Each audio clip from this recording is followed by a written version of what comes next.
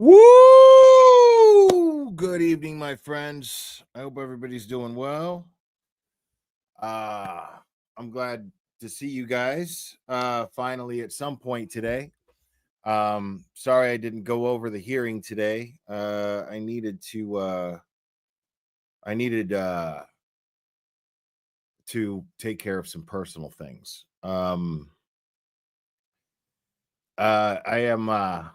I was watching though. I was watching. Now this isn't, I don't plan on this being a very long live stream. I'm just going to kind of go over what happened and share my thoughts, I guess. But yeah, I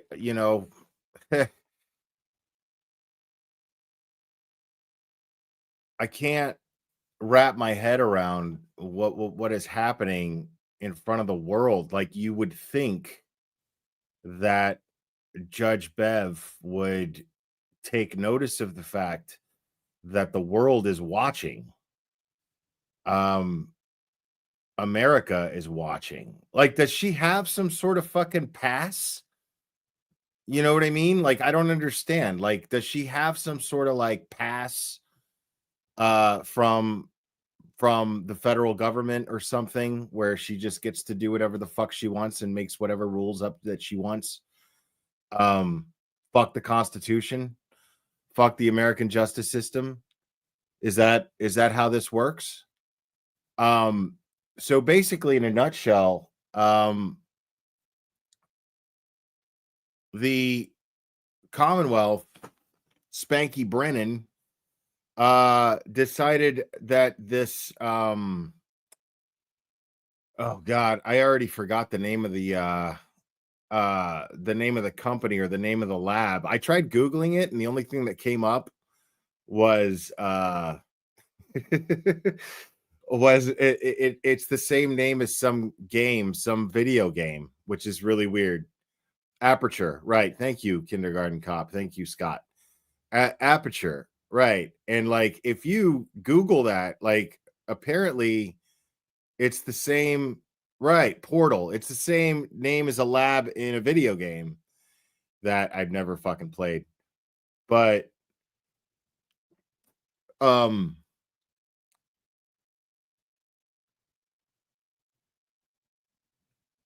yeah, I don't know anything about them.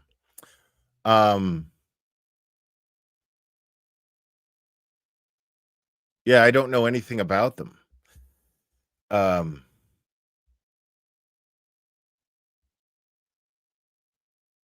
SD put appetite.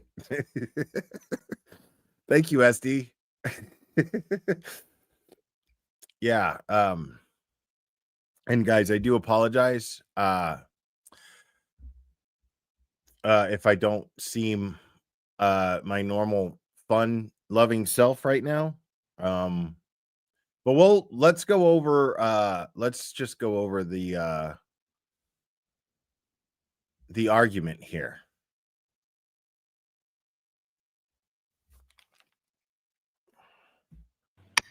All right, Mr. Lesio. Yeah, so apparently this aperture, this is Spanky's answer to the ARCA experts, but the ARCA experts, I mean, Spanky did everything he could to get the ARCA experts thrown out.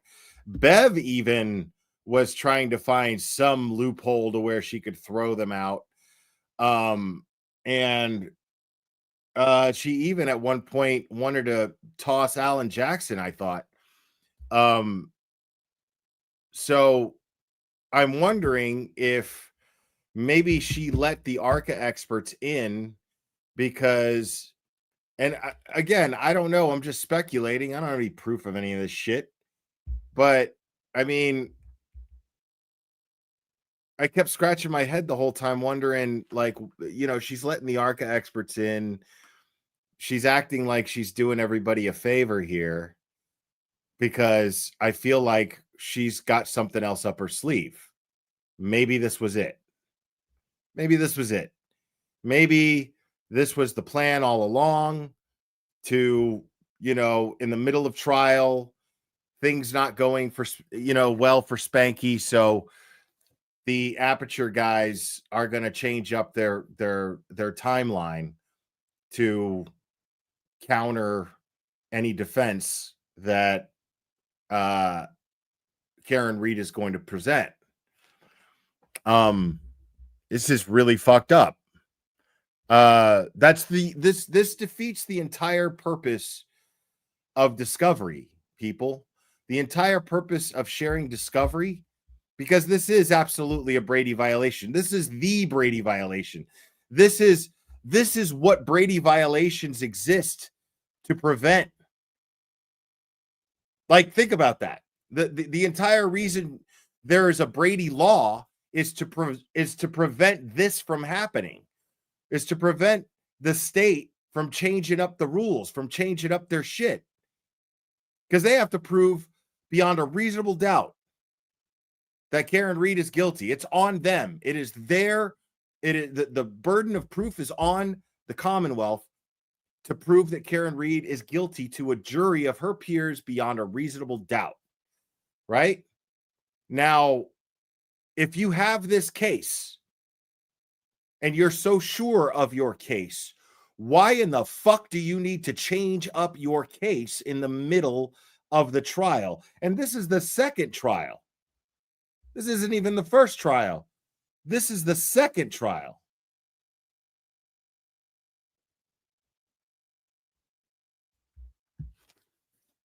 So this is just, I'm blown away by this. And it's funny because you see Alessi in there's a certain side to Alessi that we haven't really seen here, right? Bob's pretty peeved and he's pretty worried. Let's watch. See, I'll hear you. You are unmuted. Oh, I did watch this early, so I'm not reacting, but I will still have reactions because I got feelings about this shit.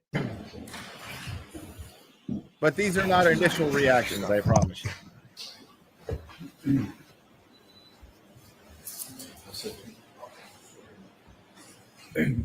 Thank you, Your Honor. Yesterday, Your Honor discussed with the parties, and parties were heard with regard to the issues we have raised with regard to the timing of the May 8th report from Mr. Burgess that the defense received on May 11th. And what I wanted to do, Your Honor, is briefly provide the information Your Honor asked for yesterday, which was how much time we might need under various. See, that's the thing, man, is like, you can't win with Bev.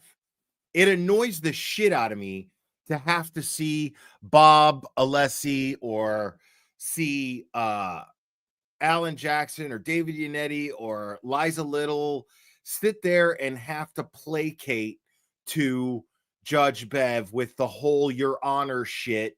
And, just everything that Your Honor asked for, I'm happy to do, Your Honor, Your Honor, Your Honor, even though every one of these folks know that Bev is a dirty, dirty motherfucker. And Bev knows that they know it. That's the fucking crazy thing. This is one of the craziest aspects of this whole fucking thing. It seriously is. It's oh, here we go. I think we got a super cat. Super cat. I think we got a super cat. Super cat. Super cat. Super cat.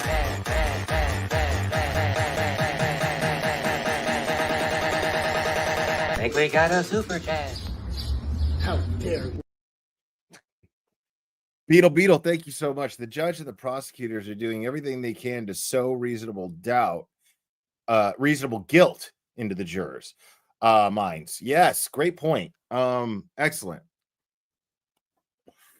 Everything they can to sow reasonable doubt, or sow reasonable guilt into the juror's mind. And Bev is a part of this because she's allowing it. She could see she's not stupid. She knows what Brennan is doing here. It's her decision. She knows what Brennan's doing here. Like a judge with integrity, because maybe if she doesn't know what Brennan's doing here, then, and if she's negligent, right? And she just simply doesn't understand. Normally, I would imagine a judge with integrity would go, they wouldn't admit necessarily that they don't fully understand what they're trying to do, but they would say, if they felt uncomfortable with it, they would definitely rule against the prosecution in this, because her main concern is that Karen Reed receive a fair trial, correct? So, in the interest of Karen Reed receiving a fair trial, throwing a fucking Hail Mary in the middle of the fucking trial by the prosecution should raise some red flags in Judge Beverly Cannoni's mind. And the reason why we're all pissed is because we know they did throw red flags in Judge Beverly Cannoni's mind. If we understand this shit, she understands it. I don't know who's worse, Brennan or Bukaki. I don't know. That's tough. Thank you. Christine, thank you so much. Will, I was so angry today when I was spitting feathers. Okay, is that a British thing? Is that is that a British thing?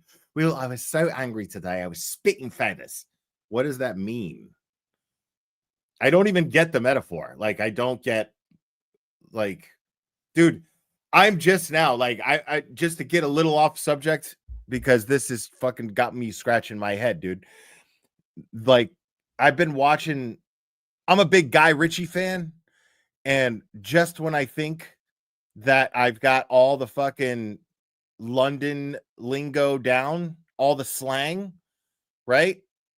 Along comes Mobland with Tom Hardy, another Guy Ritchie thing, right? Which is an awesome show, by the way. But if I didn't have subtitles, I wouldn't know what the fuck they're saying. And half of the metaphors I don't even fucking understand. This is a metaphor that I don't understand. You were spitting feathers. Like, I think of the cat that ate the canary. So, like, I would be spitting feathers if I was guilty of something and talking. So either I don't understand the figure of speech, or it's a case of you continue to use that, but I don't think it means what you think it means. It's one of those situations. I don't know. Jay Coop, thank you so much. Will, first off, I love your coverage, and I'm so sad for Karen. Can we please encourage everyone, please donate to her defense fund? Can Maud drop a link in chat? Thank you. You know, I always just forget when you don't see it pinned to the top of the chat. So thank you for reminding me. And you're absolutely right. So here, let me do that real quick. I'm just really bad about it. About remembering what I need to do. So thank you, Jay Coop. I appreciate that. So yeah, Karen Reed's defense fund link is pinned to the top of the chat. She's gonna need your support more than ever now.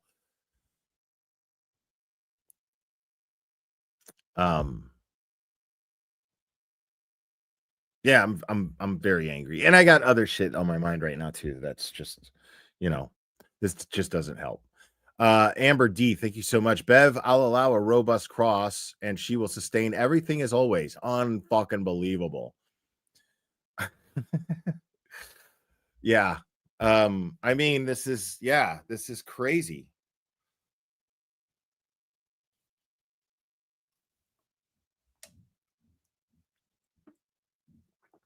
Yeah, I'm just completely blown away by this.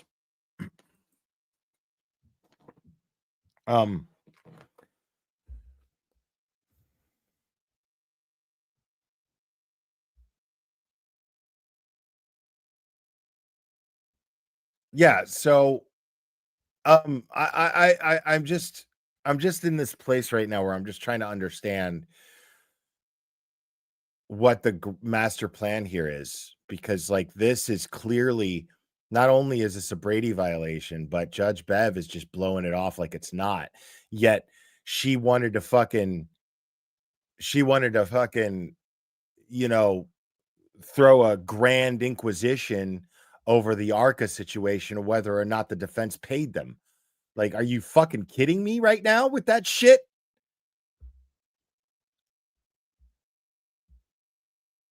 Mind-blowing.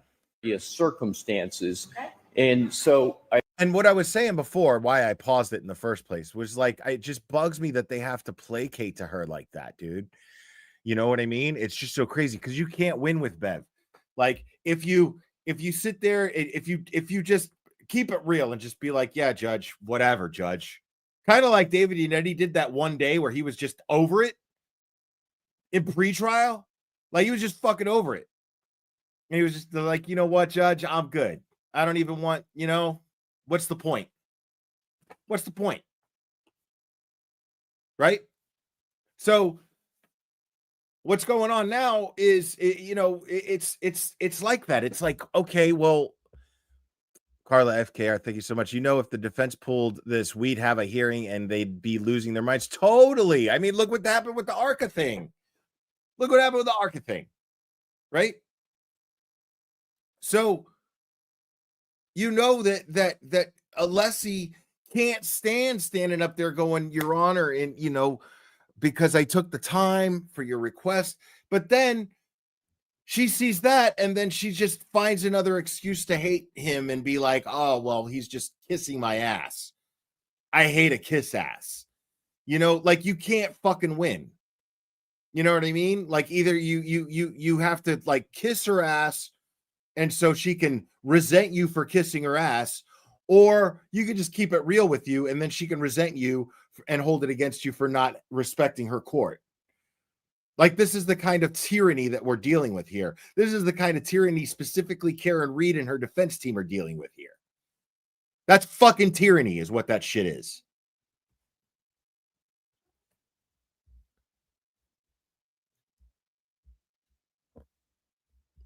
I wanted to take a few moments to put that in context. It will only take me a brief amount of time to do so.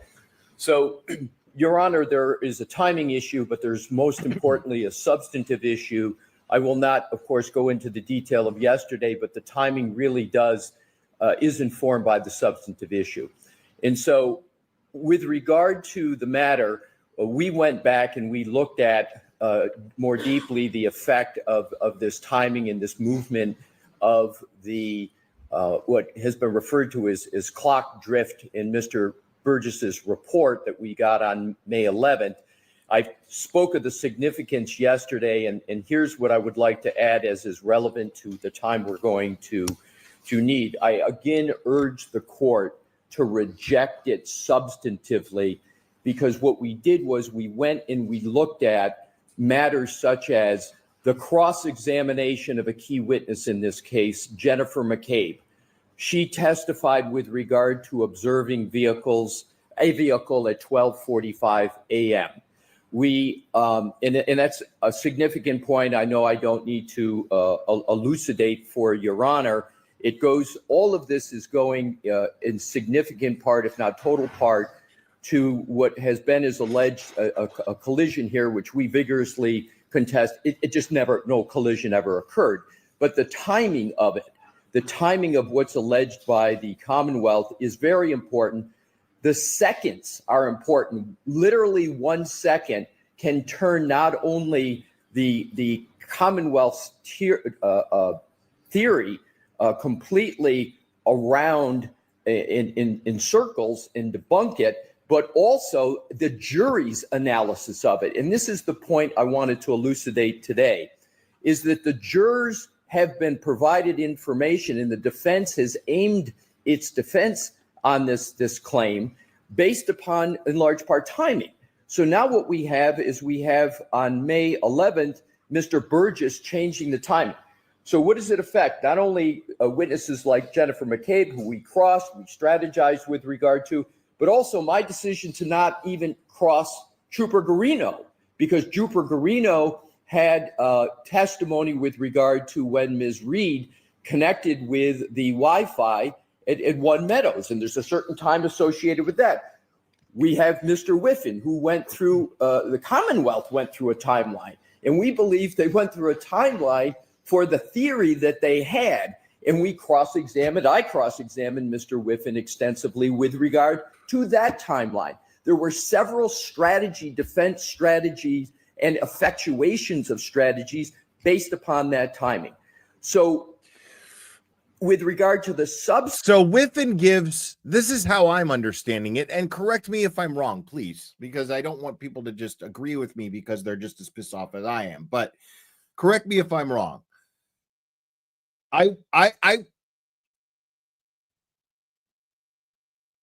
It seems as though Ian Whiffen gave a very specific timeline, very specific, not very flexible at all, just a matter of fucking like 2 seconds or some shit, right? Very specific timeline. Now, these guys are going to come in and give a different timeline. These Aperture guys are going to come in, give a different timeline. This, what's his fucking face? I'm tripping. I know I can't remember the guy's name. Whatever. It doesn't matter. Whoever works for fucking Aperture.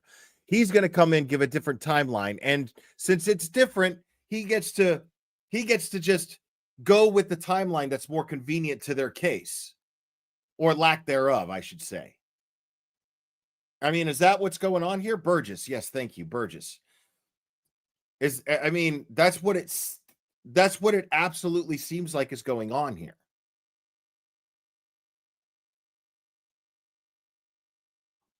Why is my chat stuck on StreamYard?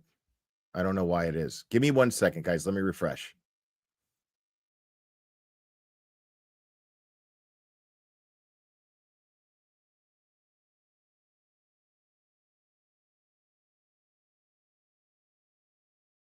Okay.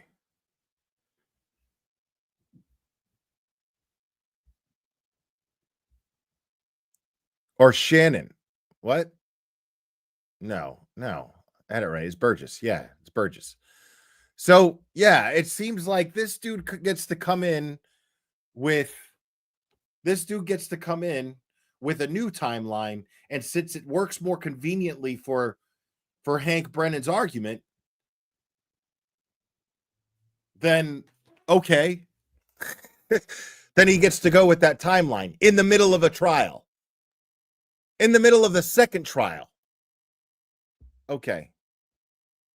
In the middle of a second trial that Judge Beverly Cannoni presided over.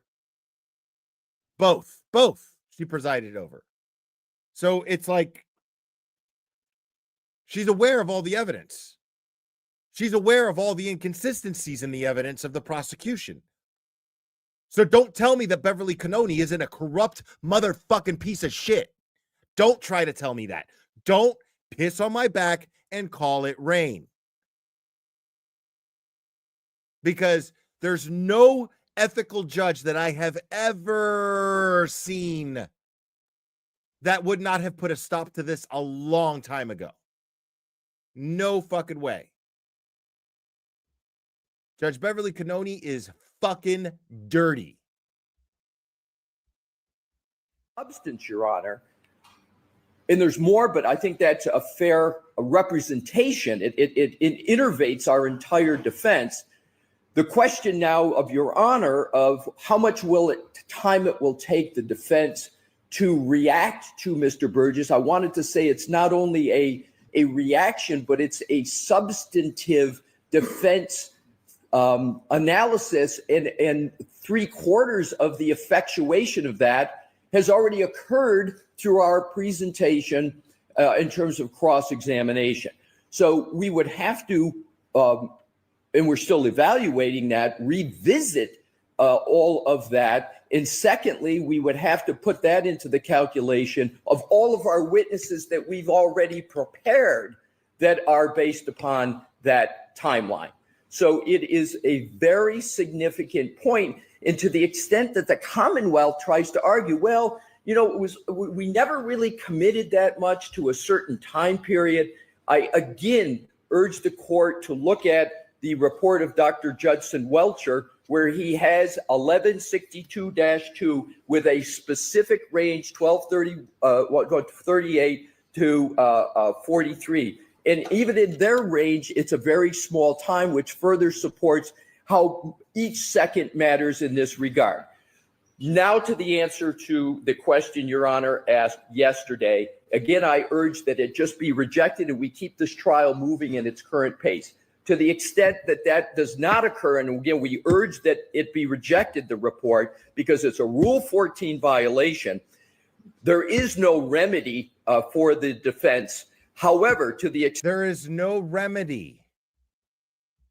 Like, I thought it was super bizarre when she asked him that. Like, they were having two different conversations. Alessi was sitting there going, what's happening right now is a blatant Rule 14 violation. It is a blatant Brady violation. This is as Brady violation as Brady violations get. There is no remedy for it. It was bizarre that she would go, well, what would be your remedy? The remedy would be to exclude it. The remedy would be to reject it. Simple.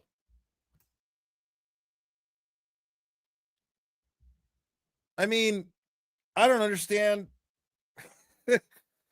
So, and she knows it, right? So, but what that tells me, when it's something that blatant and in your face, what that tells me is that she's already made up her mind. See, tell me without telling me, Bev, that you already made up your mind about Hank Brennan's motion and about letting him throw this fucking Hail Mary in the middle of a trial.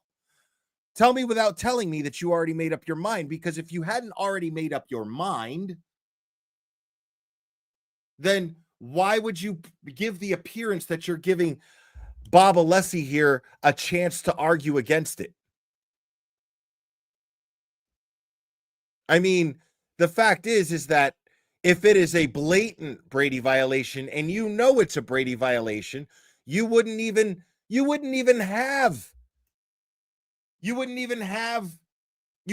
an argument for it. You would be like, no, I'm rejecting this just on fucking general principle. We're in the middle of a trial. What do you think you're doing? Any judge would do that. We're in the middle of a fucking trial. What do you think you're doing? No, I'm going to reject that on principle.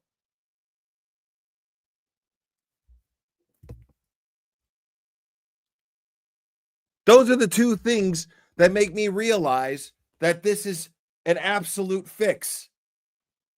The fact that it is blatantly obvious that it is a fucking Brady violation. Blatantly obvious. That, on top of the fact that you sat there and entertained it to put up some sort of bullshit appearance that fooled nobody. All of us are like, what?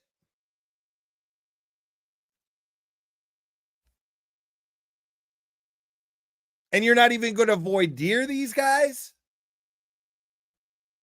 Are you kidding?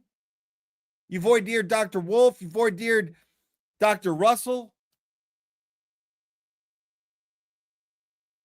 See, all of these things turn out to be puzzle pieces making up a puzzle. A puzzle that makes up a picture of a dirty fucking judge.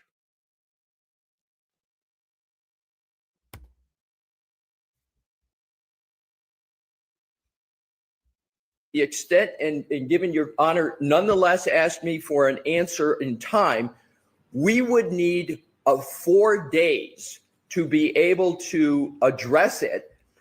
We will not ever be able to recover strategically or substantively from it, given all that's been presented to the jury. And it will be very difficult to figure out how we're going to go present a defense after we've already presented to the jury our defense and our cross-examination. It's not really structurally possible to simply take 4 days and address Mr. Burgess, because we can't go back to all the witnesses I just mentioned and others and start crossing them and eliciting testimony with this new time period in mind. But I wanted to answer the question, Your Honor, respectfully. It would be 4 days. So now, in the middle of a trial, okay? Now, in the middle of a trial, they have to prepare their cross-examination all over again. They don't have the time. Bev is an attorney. He's a defense attorney. He knows this. Another piece in the puzzle that paints a picture that says Judge Beverly Cannoni is fucking dirty. Thank you for being here. Hey, it's me. I appreciate it. All of these things. Dude, how are you going to like that alone is exactly why it's a Brady violation. You want to know why it's a Brady violation? Because the defendant is entitled to a fair trial and discovery is to be made available well before trial so that the defense can prepare for a thorough and proper defense and a fair trial. So they need this time and all of the evidence so that they can prepare for a sufficient defense before trial. Now you throw this Hail Mary, and now they got to prepare for a whole nother cross-examination for a witness. They got to scratch what they had before. They got to shit can it and then start all over in the middle of a trial. So this is new work, a new distraction for the defense that is going to keep them from being able to effectively defend Karen Read the way that they had already planned. Now they have more shit to deal with that they shouldn't have to because they already did. That is why it's a Brady violation. This not only affects this witness's cross-examination and their ability to effectively pull it off, but it affects how they defend the rest of their case because time and energy and resources are being taken from those other things so that they can prepare for this Hail Mary and deal with it. This is why it's a Brady violation. This is why it's illegal. This is why it's a violation of Karen Read's fucking civil rights. This is why. Beverly Cannoni knows this better than anybody else in that courtroom. As a matter of fact, not only does she know it, she's fucking expected to know it. So now she goes and she approves this shit. Why? Because Beverly Cannoni is fucking dirty.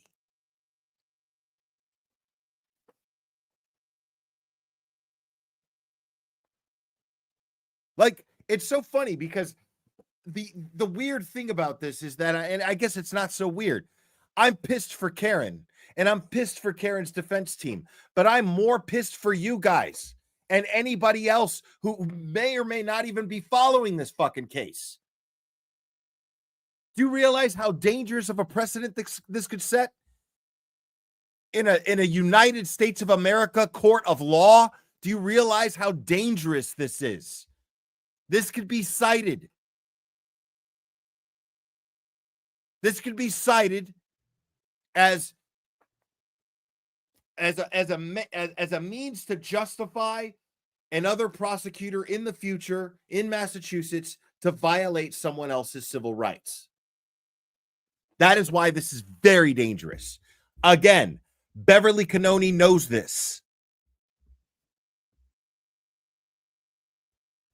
For us to even go from where we are now and then try to alter not only witnesses such as Arca, but DeSogra and Gaffney and other types of witnesses that we have in that regard. So, Your Honor, respectfully, that is my response. All right. Does the Commonwealth want to be heard? Yeah. Okay.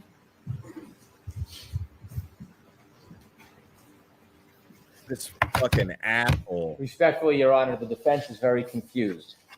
They attempt to confuse the issue. They attempt to confuse Your Honor about what the impact would be. This has never been a change. The government is not changing their timeline. The Commonwealth is not changing any information. The Commonwealth is not offering any. If you got one witness that says one timeline and then you got another one saying another one, then you're fucking changing the timeline. You're the one presenting the evidence, you fucking dick. Thing that affects in any way the testimony of witnesses.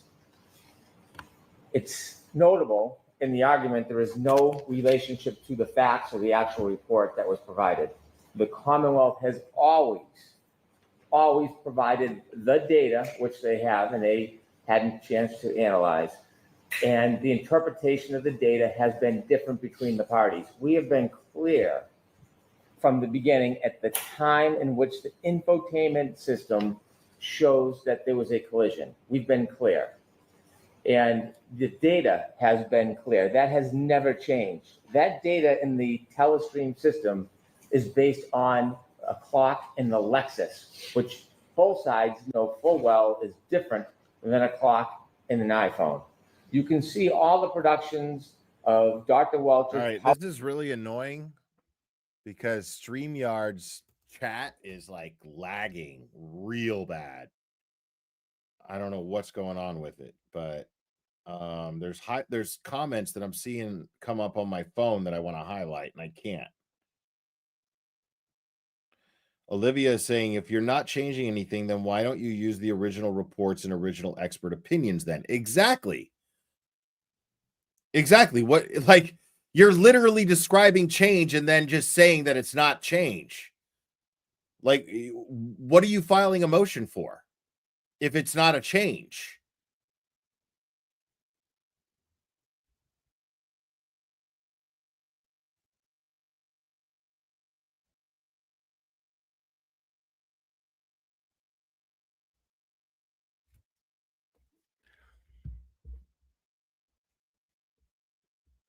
PowerPoint presentation where it shows that time, 12:31:43, has never changed.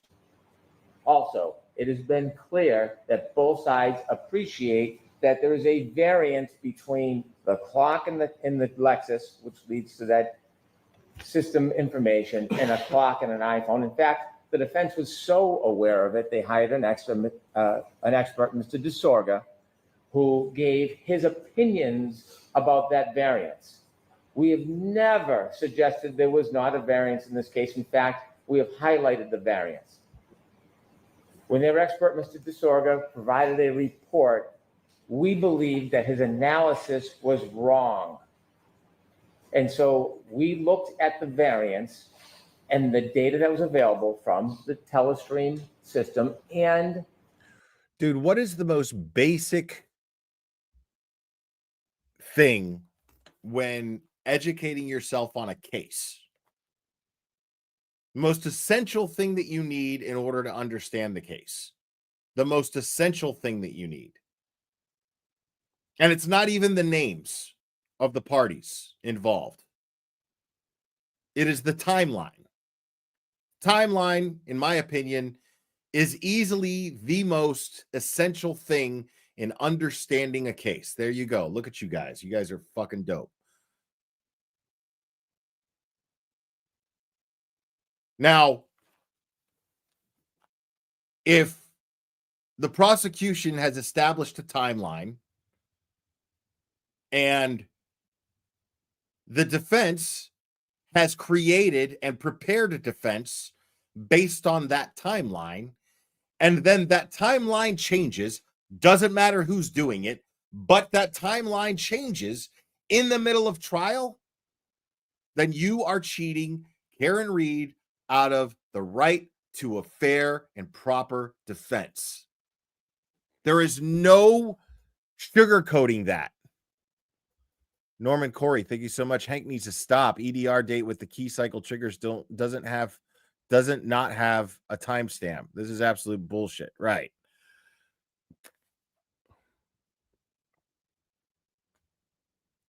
Yeah, dude.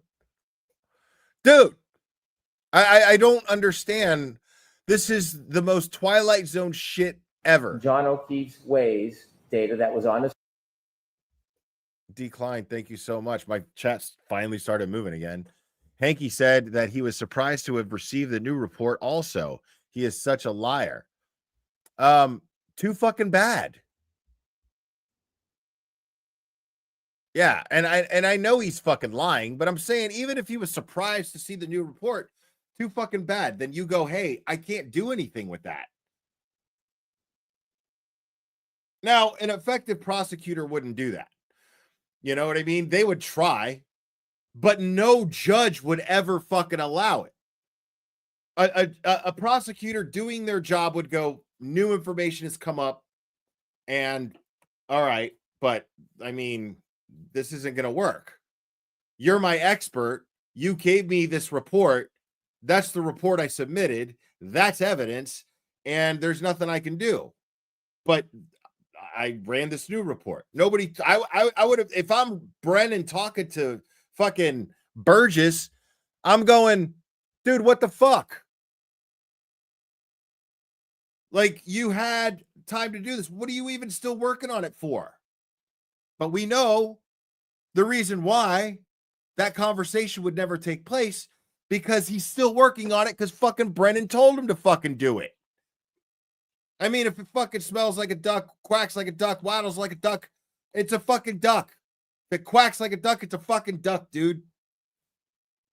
Thank you, Vivian. I appreciate that. No.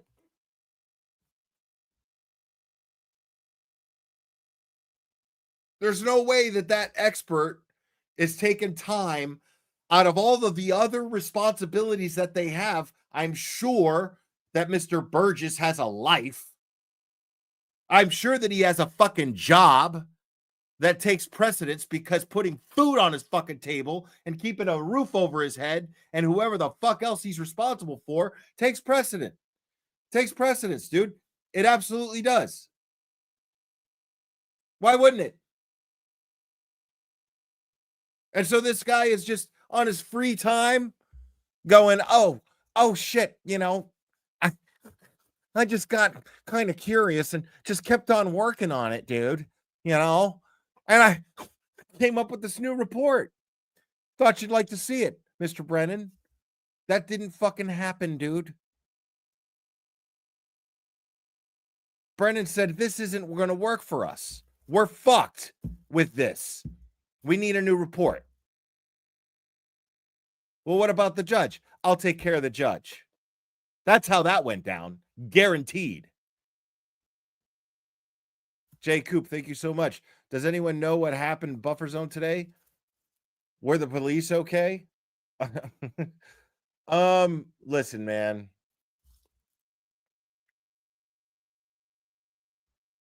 I'm going to say this, and I'm going to say it once, and I'm not going to address it anymore. But I reserve the right to address it again if I choose, if I so fucking choose. But I don't have any desire to speak on it again.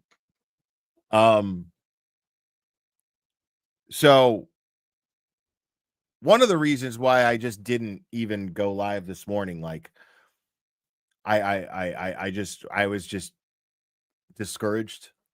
I was absolutely discouraged. I saw some shit going on outside the courthouse, and I understand both sides of it. I'm not naming any names. I'm not going to get into the details of it. Most people saw what it was, what was going on. I don't really want to discuss it in detail. But what broke my heart about it was, after this win in the buffer zone, this buffer zone win yesterday, everybody couldn't just find a way to fucking celebrate it and get along, and, you know, couldn't do that. I mean,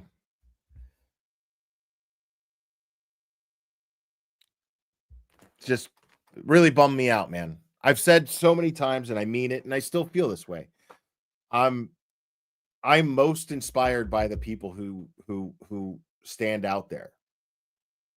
I'm most inspired by the people who are just McLean's for Karen Reed court hearings and Turtle Boy court hearings, dude. Like, it blows my mind, and I've never been more inspired by anything in my entire life. And then when like they can't even get along, it breaks my heart. Now, this isn't criticism. All I'm saying is that it hurt to see it. That's all. I'm not criticizing anybody. I'm not taking anybody's side. I'm just saying that it hurt to see. You know, that's all. And it just bummed me out. It just bummed me out. It really did. You know, the thing is, you know, like I said, as I explained about like Erica Walsh and what happened with her situation with the cops, I get, you know, I'll shut anybody down who tries to criticize her for the way she reacted, because you're not fucking out there. You're not fucking out there every day. You know, that's going to get to people. That's going to get to people. So I understand that people are going to get to each other, but after this win, I mean, it just seemed like, you know, it just seemed like an opportunity for people to come together, and then it didn't happen. It actually, like, it seemed like it was almost used to draw each other apart even more. And that really bugged me. Just bugged me. So yeah. When I woke up today, I was just like, you know, I had other shit going on, and then I was just like, fuck this. You know, I was like, it sucks. And you know, I hope they work it out. I really do. On his phone that was always available to all of the experts in both sides. And when Mr. Burgess looked Thank you, at the JQ. variance at the time of a 3-point turn about 7 minutes before the collision, he simply matched the Waze information on Mr. O'Keefe's phone to that of the information from the telestream, and saw that it was a 21 to 29 second variance. All that data was available to the defense because their expert made an improper conclusion. Is not our fault. This does not change the testimony of anybody. They point to Jen McCabe's text message where she said she thought she saw a motor vehicle out front that evening at 12:45. That is not consistent with the Commonwealth's timeline, but that doesn't change. That favors the defense. See, it does not change anything to do this with is I am on to this motherfucker, dude. I am on to this motherfucker, because what he wants to do, he doesn't give a fuck if it contradicts Jennifer McCabe's testimony. He doesn't give a fuck about that. The only purpose that Jen McCabe serves as a witness is to challenge the defense's, is to get in front of the defense's accusation of her Googling 2:27 a.m. how long to die in cold. That's it. He doesn't give a fuck what time Jen McCabe said. I mean, half her testimony was, I don't recall. I don't remember. Well, what does that say there? If that's what it says, I guess, I don't know. That was the majority of her whole fucking testimony. This guy doesn't give a fuck if this timeline contradicts her timeline. It doesn't favor the defense in any way. The defense doesn't give a fuck about what time she says that she saw John O'Keefe. The jury, he knows he lost the jury when it came to Jen McCabe. The jury sees that she's a fucking liar. Fucking Alan Jackson impaled her at the end of that last cross-examination. He fucking impaled her in front of that jury. Like, that's the best analogy that I could use. That is the best metaphor I can use, is that he fucking put her like fucking Genghis Khan would put in the front of a fucking village to let anybody know. He impaled her for the jury to see this is a fucking liar. That's what Alan Jackson did metaphorically to Jen McCabe on that cross-examination. He knows he lost Jen McCabe's testimony and credibility to the jury. He knows that shit. He doesn't give a fuck. He knows that everything hangs on Arca. Now he's trying to fucking counter Arca. Everything hangs on Arca. Everything.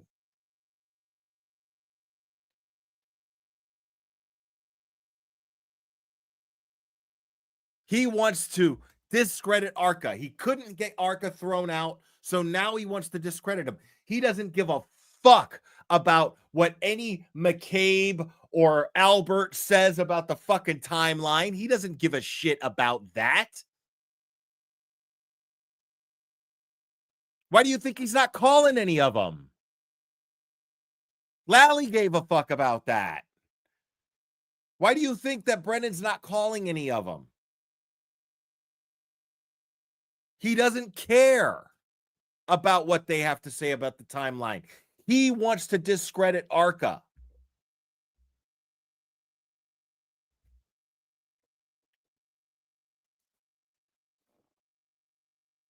And again, Arca's hired by the feds. Bev tried to get Arca thrown out. Bev tried to get Alan Jackson kicked off the case because of it. Bev won't let the jury know that the feds hired Arca. Judge Beverly Cannoni is fucking dirty. Come on. With this and all of that I just explained, come on. How fucking blind are you if you don't see this by now? And then there's all the other shit.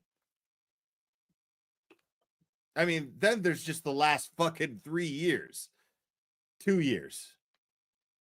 Then there's that. Take all that shit from the last 2 years on top of everything I just explained. Tell me she's not dirty. It has not, as far as I've seen in any reports, ever talked about the variance, just Mr. DeSorda. And so because this is inconvenient for the defense, and because it further focuses the variance that we already discussed and provided, isn't a reason. Okay, the inconvenience is not the time. Stupid. See, here's the thing that they're just pretending is not a thing. Karen Reed didn't fucking do it. That's the most important thing to take out of all of this, is that Karen Reed's SUV never even touched John O'Keefe after he got out of that vehicle. Never once. That's the thing to take away from all of this. So these times, they don't mean shit to the defense. The defense isn't worried about the times. The inconvenience, Spanky, the inconvenience is that now they have to focus on preparing for a brand new cross-examination.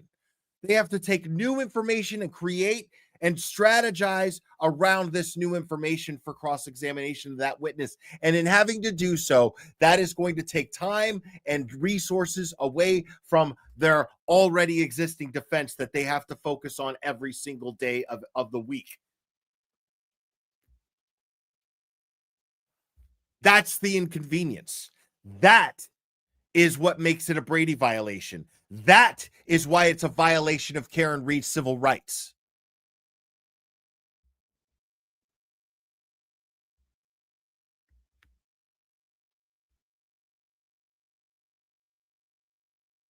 Reason to exclude it. It's not late discovery. It's not a Rule 14 violation. It is further analysis of information that was already provided, opinions that were already provided, and it is in response to their experts' mistake about that variance. There's nothing new here. Nothing has changed.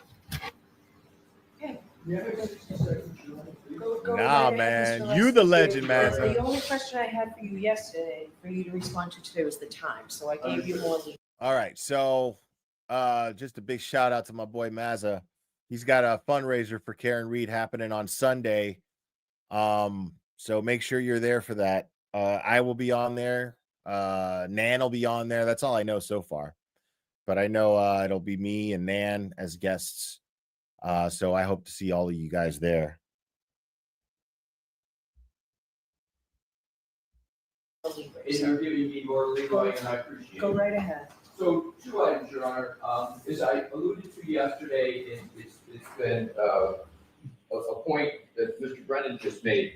We believe strongly, Your Honor, that at a minimum, there needs to be a voir dire of Mr. Burgess. And we believe strongly there needs to be a 4 voir dire p.m. because Sunday. we have a serious concern that the sequestration order has been violated. He has changed a very key aspect of this matter after the testimony of Mr. Whiffen, after Mr. Whiffen presenting a timeline. In his report, Mr. Burgess, his new purported report of May 8th, he references to align it with Mr. O'Keefe's cell phone. That is the essence of Mr. Whiffen's report, is anchoring in his timeline. He did a whole timeline on Mr. O'Keefe's report. And conveniently, the proposed alteration by Mr. Burgess in his report of this clock drift now makes it very, very close to fitting within Mr. Whiffen's timeline and the theory of the prosecution. At a minimum, we need a voir dire to ask Mr. Burgess, why did he Okay, so I misunderstood. So what's happening is not that his timeline is more convenient. It's that it contradicted, and then they tried to fix it.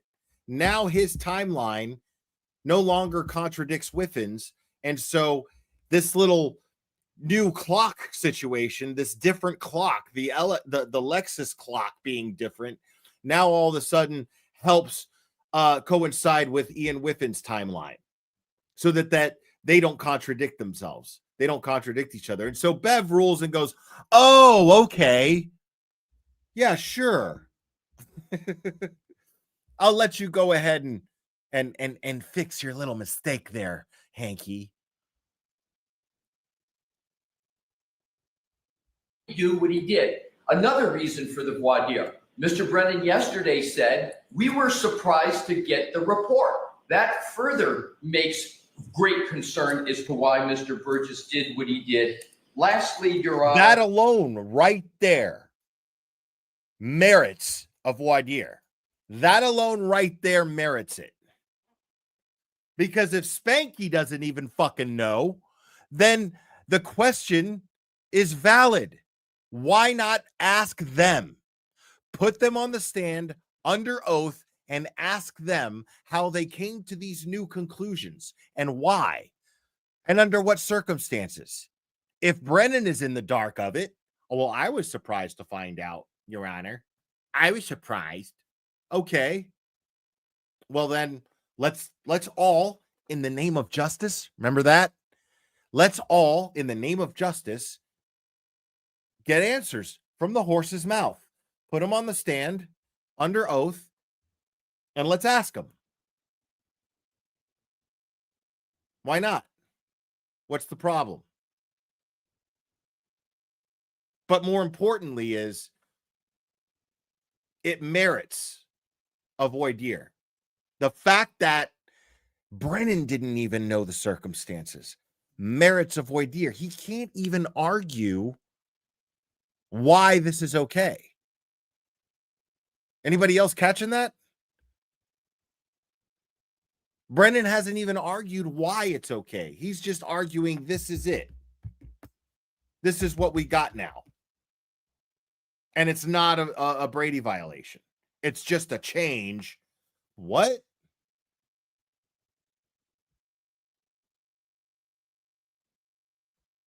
With regard to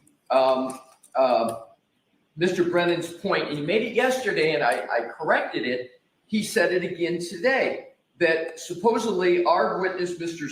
DeSogra, made an error and that we're trying to correct an error of Mr. DeSogra. That is incorrect, Your Honor. Again, Mr. DeSogra was responding to Mr. Burgess's report. See, he has to say incorrect and things like these things are incorrect, Your Honor, and these things, my brother-in-the-law Spanky here is just mistaken. He's mistaken. He can't outright call him a fucking liar because he might upset Bev if he does that, and he might come off as unprofessional. Oh, Your Honor, I refuse to be slandered by my brother-in-the-law here. There's a decorum that's supposed to be conducted here in the courtroom.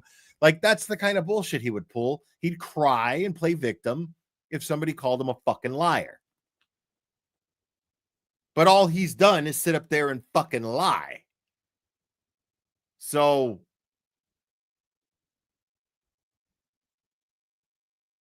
Mr. DeSogra's report is entirely saying, okay, Mr. Burgess says this, and therefore the defense says this.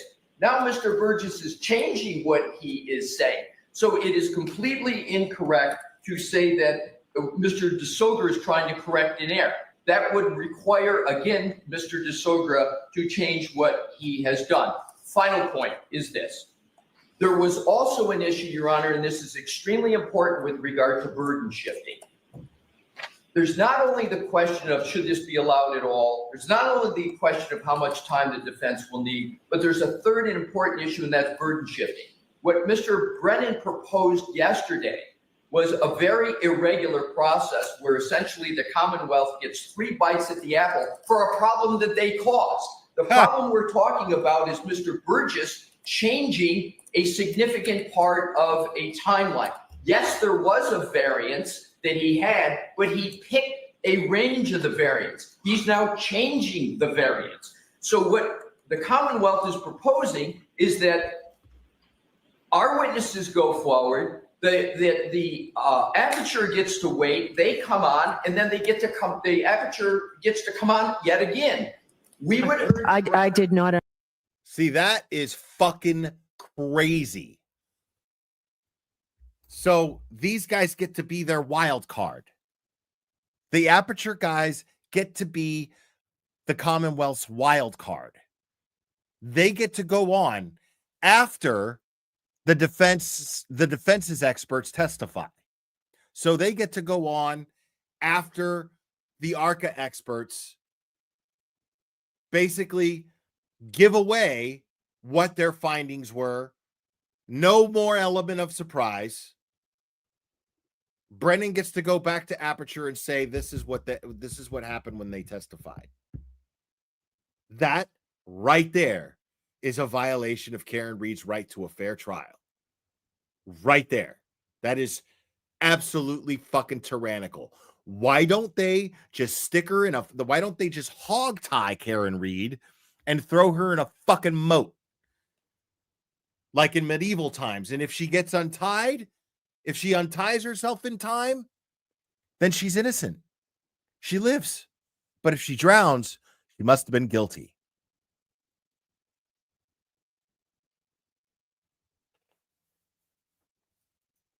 That's what this is. This is medieval, tyrannical bullshit.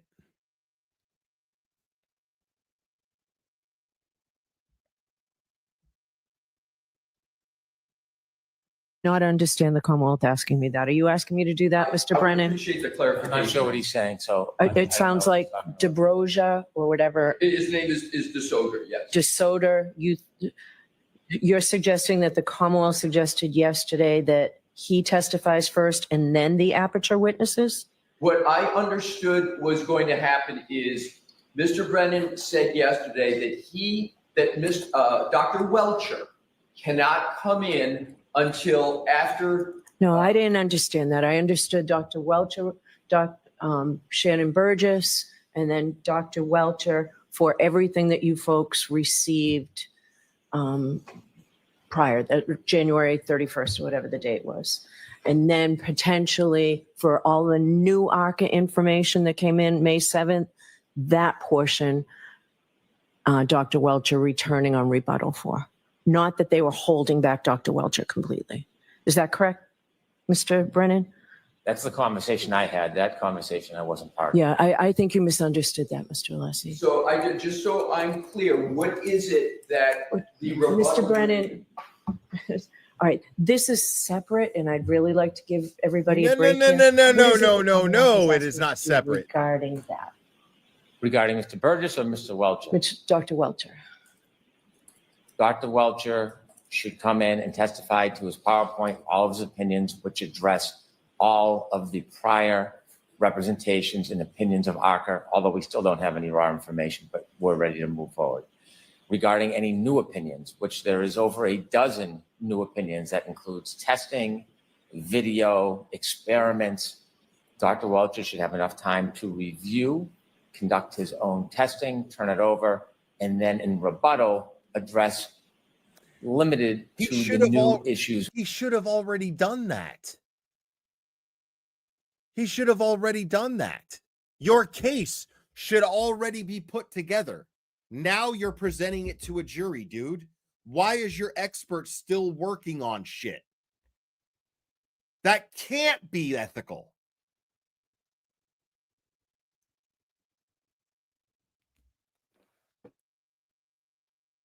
We need to give Dr. Welcher time to prepare and continue more study. No, dude. You should have already fucking done that. Am I understanding this shit right? What the fuck is he talking about? That includes testing, opinions of ARCA, although we still don't have any raw information, but we're ready to move forward. Regarding so he throws that little jab saying that they don't have any raw information on ARCA, or whatever ARCA, because he wants everything ARCA is going to fucking put out there. But watch this. New opinions, which there is over a dozen new opinions that includes testing, video. Over a dozen new opinions. Okay? Pay close attention to that shit. A dozen new opinions from his experts. Experiments. Dr. Welcher should have enough time to review, conduct his own testing, turn it over, and then in rebuttal, address limited to the new issues raised by ARCA. That's how I understood it, Mr. Alessi. And that's how So, yeah, he's basically saying that the ARCA guys threw him a curveball and gave information, gave him all these 12 new things. And so their experts have to go over all of it. And they need time to go over all of it. You had that opportunity. That opportunity has already, that ship should have sailed. That's how I did also, but the question is now with the Burgess changing of the clock drift, how many times is the Commonwealth proposing that Dr. Welcher gets to come in and talk about that? Is he just going to come in and talk about it? So you talk with Mr. Brennan about that. All right, so I'm all set for What do you mean, dude? Like, so this Welcher guy, whenever the fuck Spanky feels like it, he could call him up to the stand? How is that? Maybe I just don't really understand how the law works, and I'm betting that that's the case. I'm just being completely honest here. Maybe I'm just misunderstanding something here because I'm not a lawyer, dude. You know what I mean? And there's something going way over my head here.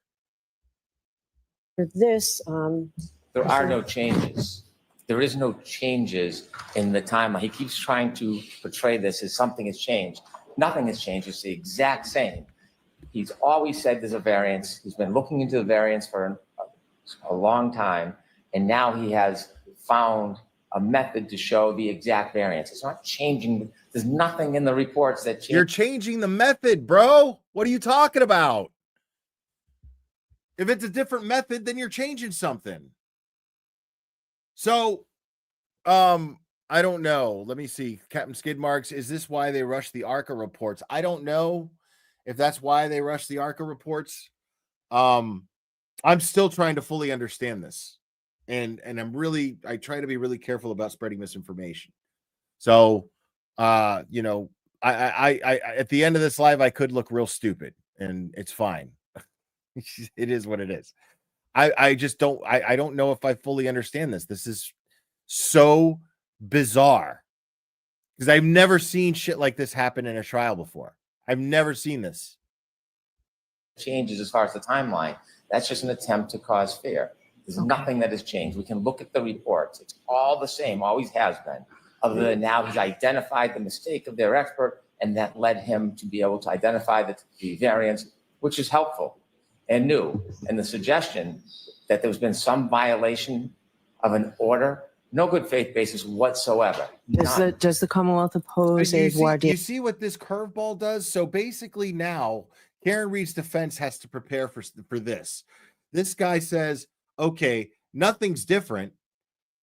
Nothing's different. You could look at the reports, but there was a mistake made before, and then they corrected the mistake. So now what the defense has to do is they have to pick apart the entire methodology. Bob Alessi will have to sit there with whatever interns or by himself or whatever. I mean, I wouldn't put it past him doing it by himself. Sit there and pick apart how they made the mistake and how they went about correcting it. And is it even a correction?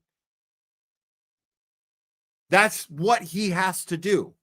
Otherwise, they're forced to make the jury take the prosecution's word for it. We made a mistake, we fixed it. Without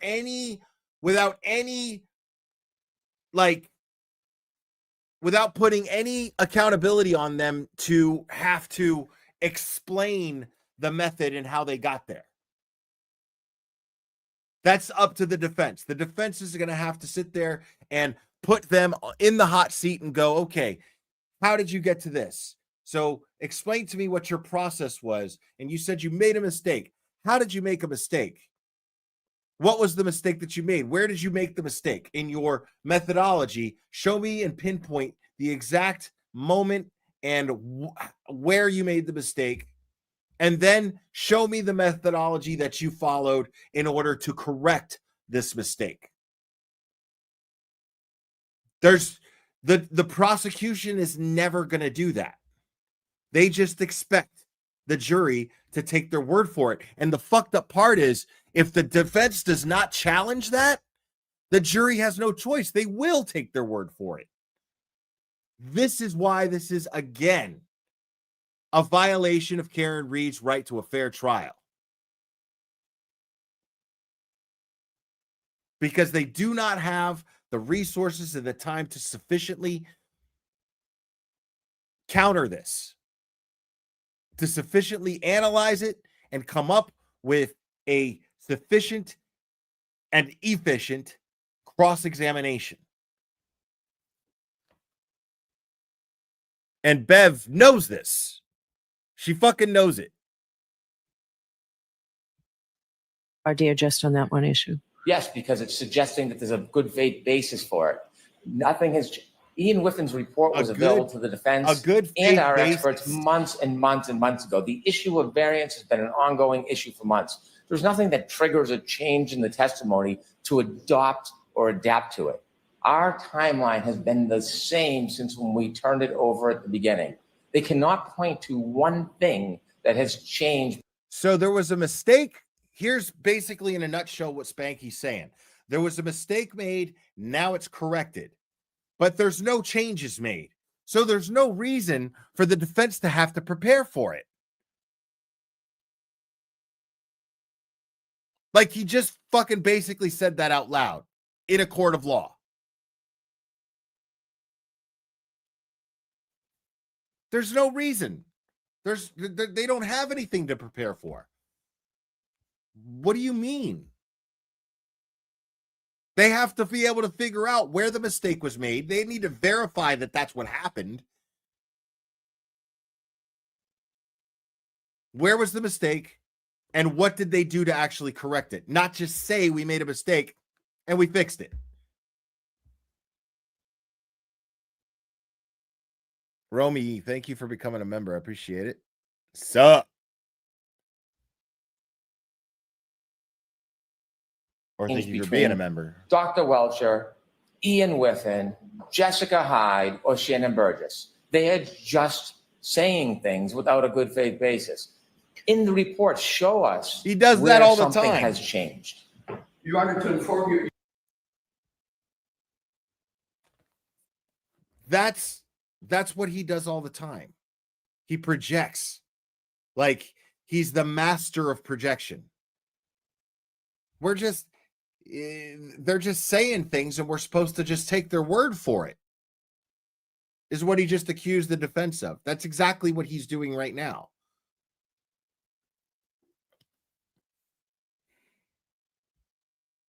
Your Honor, we would like to print the page in the clock adjustment because what Mr. Sure. Brennan says is. Yes, and I'm happy to any information.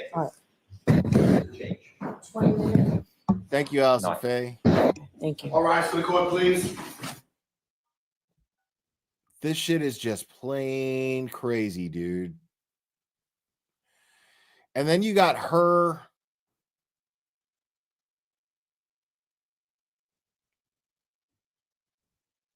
Let's get to. Did your preliminary analysis of those items? Where did We're gonna watch Yannetti's cross-examination of this. Now, this is one of the DNA analysts in the crime lab. Like, I was just tripping out on that shit, man. I was like, what? Like, dude. So David Yannetti's cross was beautiful because it didn't discredit the DNA lab. They just did what they were told. Thank you, L&T. And Piney Woods Law and Crime, member for 6 months. Thank you. Hello, Will and chat. I may have to fly up soon. Right on. Thank you. So,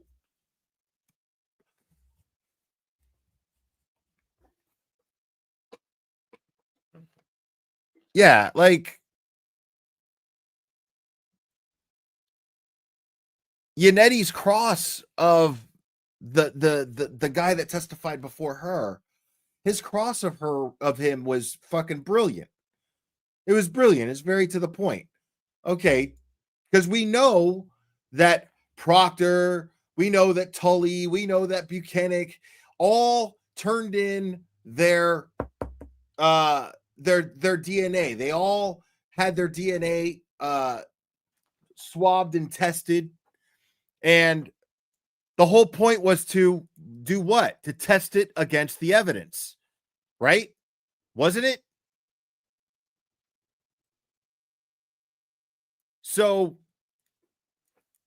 why didn't the DNA lab at the Massachusetts State Police have Tully, Buchanan, and Proctor's DNA to test against? Why didn't they?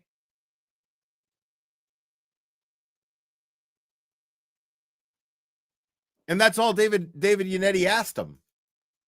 When you tested this item, did you test against any of these officers?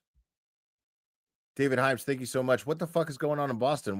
That's the city that dumped imported tea into this harbor over being taxed. People need to vote Bev out of office. Right. I think she's appointed. I don't know. I could be wrong. I don't know. Thank you though.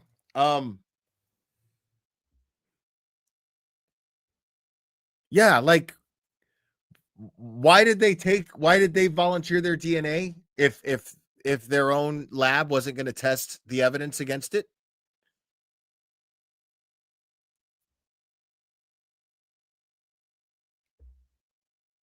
They didn't test for their DNA because the crime lab didn't fucking have it. That dude didn't have it. Why didn't he have it?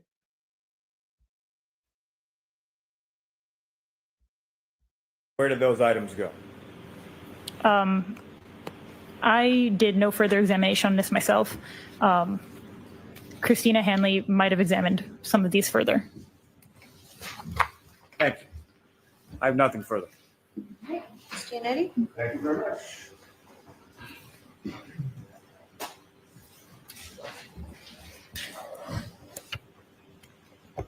Good afternoon. Good afternoon. I'd like to first talk fairly briefly about your reconstruction Wait a of second. the Now, before I go over this, if I even end up doing so, there's something I need to go over here real quick. This was a half day, but this was O'Keefe's known DNA standard, correct? He was included in the. asked to do any let's watch some of his cross here on this guy. DNA comparison on any pieces of taillight connected with this case, correct? Let me check my other report.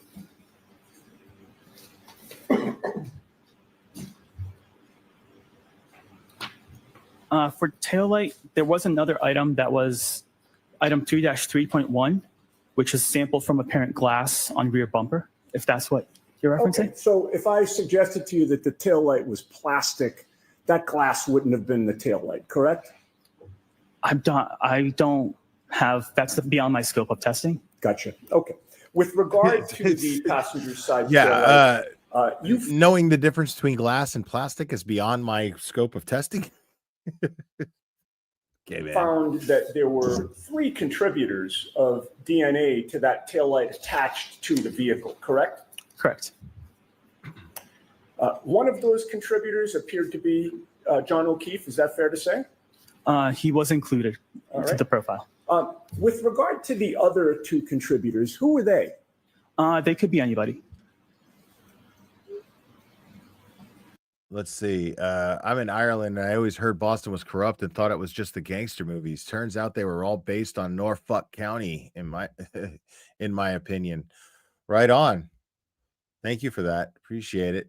Yeah, I'm sure that there's a lot of you guys that migrate over to Boston. You probably hear a lot of stuff. Probably got a lot of family over there.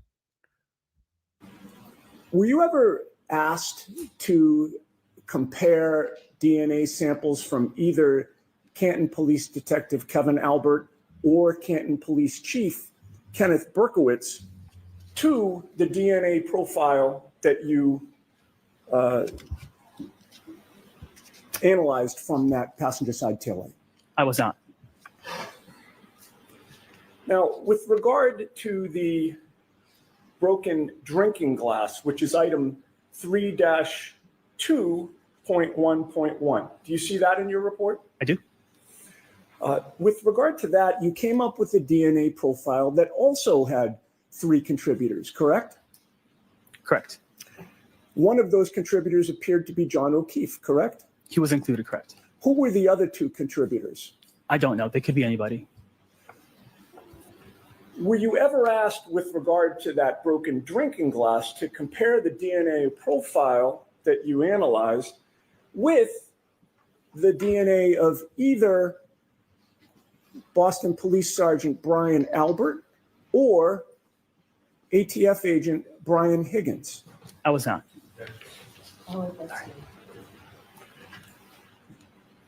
Now, with regard to 7.1.2.1, or maybe it's 7-1.2.1, that's the stain A from the upper right leg of the jeans? Correct. All right. And you were aware, or you were told that those were the jeans that John O'Keefe was wearing on the morning in question when he was found? Based on the sample description, that's what it seems. All right. And it turned out that his DNA was on his own jeans, correct? He was included in the profile. All From right. that And item. that was unsurprising to you, correct? And with regard to that item, you found that there were 3 contributors of DNA, correct? Correct. With John O'Keefe being one of them. He was included in the profile, yes. And who were the other 2? I don't know. They could be anybody. Let's move on to stain B, also from the upper right leg of the jeans. That is 7-1.3.1. You see that in your report? I do. When you found a DNA profile, how many contributors of DNA were there? 3 contributors. All right. And again, this was John O'Keefe's jeans, correct? Based on the description, yes. So he was one of the 3 contributors. He was included in the profile, yeah. Who were the other 2? I don't know. They could be anybody. Moving on to stain C from the upper right leg of the jeans. 7-1.4.1. You see that in your report? I do. With regard to the DNA profile that you analyzed there, See, how a many lot of people, contributors of a lot of people might have found this testimony to be really boring and pretty irrelevant, but this cross-examination is huge when it comes to the third-party culprit defense. Absolutely huge, because here are all these different male DNA profiles along with John O'Keefe's, and they're unidentified. This guy didn't test any of the investigators' DNA against it. Now, maybe he did, but he's saying he didn't. He's saying he didn't. His answer to everything is could be anybody. Who knows? Unidentified DNA profiles against John along with John O'Keefe's. Male DNA. Now, one of those other profiles could be his nephew. You know? I mean, but could be anybody.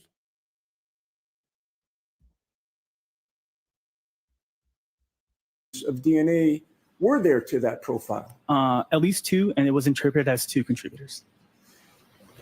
And again, this is the same pair of jeans that he was found in, correct? Based on the description, yes. And you said at least 2 contributors. It actually could have been more than 2. Based on our protocols, I had to call it 2, and we determined it as 2, but it could be more than 2, yes. Okay. Well, let's pay attention to the one that was not John O'Keefe, at least that one. Who contributed that DNA to his pants? I don't know. It could be anybody. Moving on to stain D, which is 7-1. Let me address this comment real quick that I'm seeing. I see this right here, Mr. Options. The defense has to play dirty but not be obvious. See, this is the problem with that right there. I have to completely and totally disagree with you on that. And I get where the feelings are coming from. I do. But the problem with that is because morally speaking, we know she's innocent and they're playing dirty against her. So why the fuck not? Right.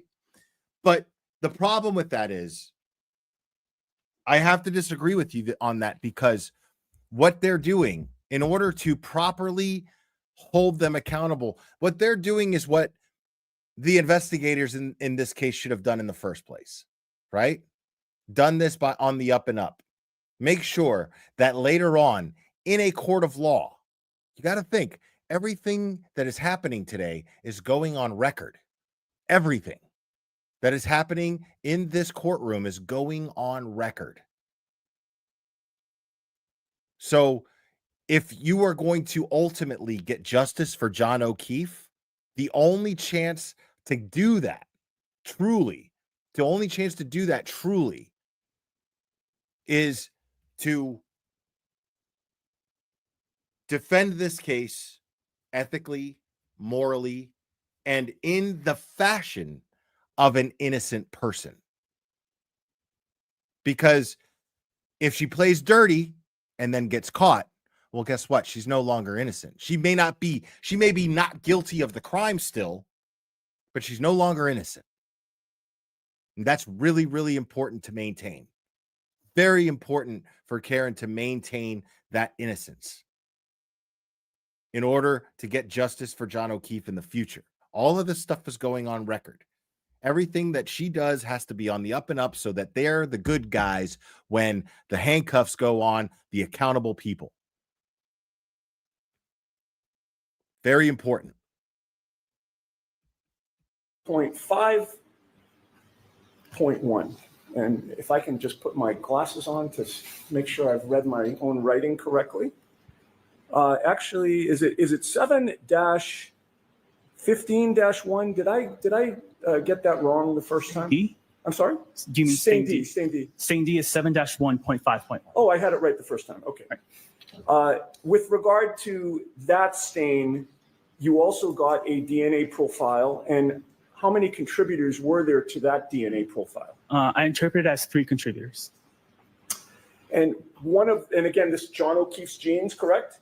Correct. He was one of the contributors to his own genes, correct? He was included in the profile. And correct. with regard to that stain on the upper right leg of his genes, who contributed the DNA to the, who were the other 2 contributors of DNA to that stain?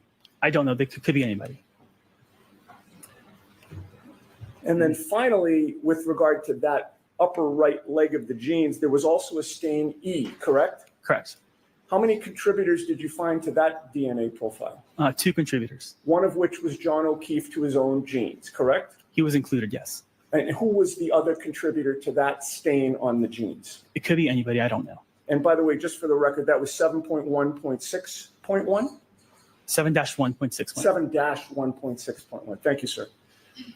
Okay, now, with regard to the unstained area of the exterior of the genes, do you see item 7-1.7.1?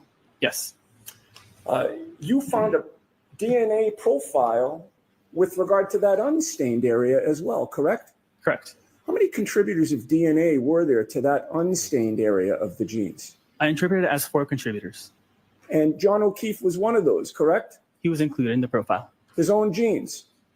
Right. Based on the description, yes. Right. Who were the other 3 thanks, contributors to Gina. that Appreciate DNA it. profile? I don't know. It could be anybody. And before we move on to the sneaker, I just wanted to ask you a question about the passenger side taillight that I neglected to ask you. That was the one where there were 3 contributors, correct? And again, I'm going back to 3-1.1. Correct. Sorry to skip around, sir. I'm not trying to make this any right. more confusing than it is. With regard to the reason passenger why side taillight the and reason why this is crucial to the third party culprit defense is because this further proves that they made no effort to investigate anyone else in that house. There's all these DNA profiles that could be anybody. But why are all these DNA profiles on the victims on the victim's pants and clothing and they're unidentified? Why? Simply because the Massachusetts State Police did not do their jobs. And that goes really, really that goes really, really strong because you've got these third-party culprits, their DNA was never taken, and now you've got DNA from unnamed people on the clothing and whatever else, all over the evidence. So this could be this could paint a very, very good picture for the defense. And that DNA profile, are you able to determine when that DNA was deposited on the passenger's side taillight that was attached to the vehicle? No, I'm not. Are you able to testify with any certainty that it was deposited there, say, on January 28th or 29th of 2022? No, I can't. So consistent with your analysis of it, are you able to say whether it occurred prior to January 28th of 2022? No, I can't. Were you aware that that vehicle was John O'Keefe's girlfriend's vehicle? I was not. Were you provided any information about just how often he had been in and around that vehicle prior to January 28th of 2022?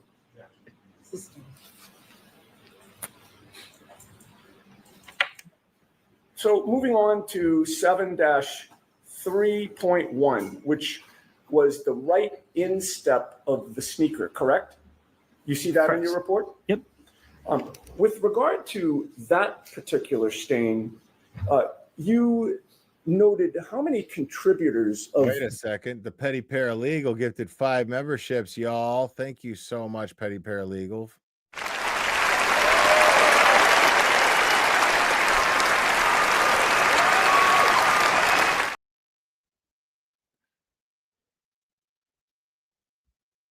DNA. Yeah, it was interpreted as at least 5 contributors. And when you have interpreted it as at least 5 contributors, what does that do to your ability to find out who contributed that DNA? So based on our protocols, we're not able to do any comparisons to any mixtures that are 5 or more contributors. So it's not suitable for comparisons. Okay, which means that with regard to the sneaker, at least, you couldn't even say whether John O'Keefe's DNA was on it, correct? Correct. And with regard to all 5, do you have any idea who contributed the DNA to that sneaker? No, I don't. Now, moving on to, I just have a couple more for you, sir. Moving on to what is labeled as stain L, which is 7-18.14.1, I believe. Do you see that in your report? I do. And that was a stain on the back bottom of his long sleeve shirt, correct? Correct. And were you told that the long sleeve shirt was his outer clothing when he was found? I don't believe so. How many contributors to that stain on the back bottom of his long sleeve shirt did you find in that DNA profile? I interpreted it as 2 contributors. And did you make any match with regard to either of those contributors or both? I did comparisons, and John O'Keefe was included as one of the contributors. Okay, so John O'Keefe was a contributor of DNA to his own long sleeve shirt, correct? Based on the descriptions, correct. All right, and whose other DNA was on that shirt? I don't know. And then finally, with regard to 7-18.17.1, that was an unstained area of the exterior of that shirt, correct? That same long sleeve shirt. Correct. And you tested that and got a DNA profile, correct? Correct. How many contributors were there to that DNA profile? I interpreted it as 2 contributors. Was John O'Keefe one of them? He was included as one of the contributors. Okay, so his DNA was found on his own shirt, correct? Based on the description, correct. And who contributed the other DNA profile to John O'Keefe's sweatshirt? I don't know. With regard to Amy McCabe, wow, thank you so much. Happy Friday, Will. Have a great weekend. Thank you. Appreciate that. It's very generous. Thank you. So this dude, okay. Another thing about the DNA and all of these unknown profiles, right? So this fucking, like, these cops, again, like, they didn't test for their DNA because the prosecution can argue, oh, well, maybe it was the cops' DNA. They just didn't test it. I guess they just forgot to tell them to test against it. But we assume that it's the police, the investigators' DNA, the unknown DNA. They could do that. What that does, them not testing against the investigators' DNA, Tully, Buchanan, and Proctor, what that does is that creates doubt in the defense's third-party culprit defense. Does that make sense? When it's not even like that, this is again the prosecution playing defense here, and dirty too, because it doesn't narrow down to the people inside 34 Fairview necessarily. Since they never tested against the investigators' DNA, then the prosecution can claim, well, it could be the investigators. We messed up, you know? So it sheds doubt. It's unreal, like what I'm seeing here. This is the craziest shit I've ever seen. Like, I've never seen cops' DNA tested and then their DNA not tested against the evidence.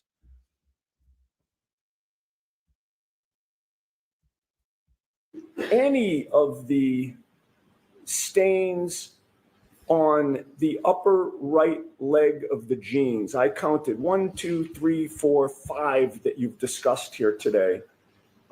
Were you ever asked to compare wait a second. the DNA profile with? Stop. Hold on. Let me address that in a second.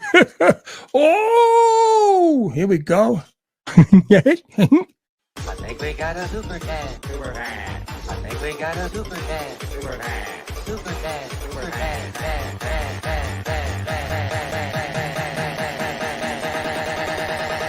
I think we got a super cat. How dare Serenity, thank you so much. They have 2 sneakers recovered. I only heard testing of 1 shoe. Did I miss the second sneaker? If they didn't test the other shoe, why? And is this true? Thank you, Serenity. If this is this true? Did I miss that John's DNA was not found on the shoe? Hold on. I don't know where DNA that was. profile? April, long sleeve shirt. Same. And other DNA was on that shirt. I don't know. I feel like it's just on. Maybe And they then haven't gotten finally, there with yet. regard to 7-18.17.1, that was an unstained area of the exterior of that shirt, correct? That same long sleeve shirt. Correct. And you tested that and got a DNA profile, correct? Correct. How many contributors were there to that DNA profile? I interpreted it as 2 contributors. Was John O'Keefe one of them? He was included as one of the contributors. Okay, so his DNA was found on his own shirt, correct? Based on the description, correct. And who contributed the other DNA profile to John O'Keefe's sweatshirt? I don't know. With regard to any of Okay, they the haven't gotten there. Thank you. stains on the upper right leg of the jeans, I counted 1, 2, 3, 4, 5 that you've discussed here today. Were you ever asked to compare the DNA profile with the Okay. DNA profiles? You remember I had a caller one time? See, that makes sense. Let me highlight this one right here. See, this makes sense. Remember I had a caller one time who said that there were like 5 contributors of DNA to John O'Keefe's shoe. And the reason why she felt that, her opinion on that was because it was a new shoe and it had customers who were trying on the shoe at the shoe store, their DNA all over it. That's what her theory was. And I'm not saying that's the case. I'm saying that was her theory. So if this is the case, is that what's going on here? Is it because there were 5 contributors?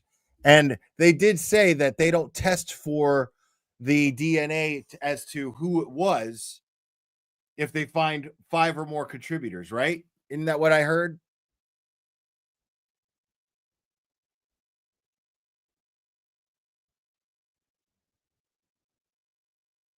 Okay, so yeah, let me see this. John's DNA may or not have been on the shoe because Massachusetts, you can't test when 5 or more. So that shuts that down. Okay, so it doesn't mean that John's DNA wasn't on the shoe. It just means they didn't test to see it because it had 5 or more contributors. That's what I thought. Okay, that makes sense. So, but again, if this caller's theory is correct, then they planted the fucking shoe. I know they planted the shoe. You know what I mean? Like I'm already like I'm convinced of that. That is a different fucking shoe, dude. Give a fuck what anybody says. That is not the same shoe, dude. It's got a different fucking sole on it, bro. Of either Brian Higgins or Brian Albert. I was not. Oh, sorry. sorry. And your answer was you were not? I was not. Did anybody ever provide you with DNA profiles of Brian Higgins or Brian Albert? Sustained. Interesting.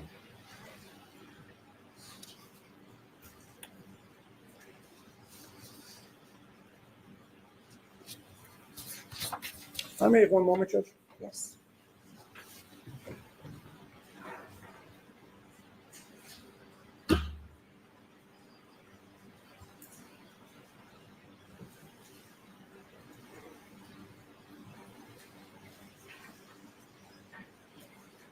Shoegate is always going to live on, bro. Let me make that abundantly clear, Oasis Cat. Okay? Shoegate is I just always have one going to more be on. question for you, Mr. Porto, and I do want to thank you for answering all my questions here today. You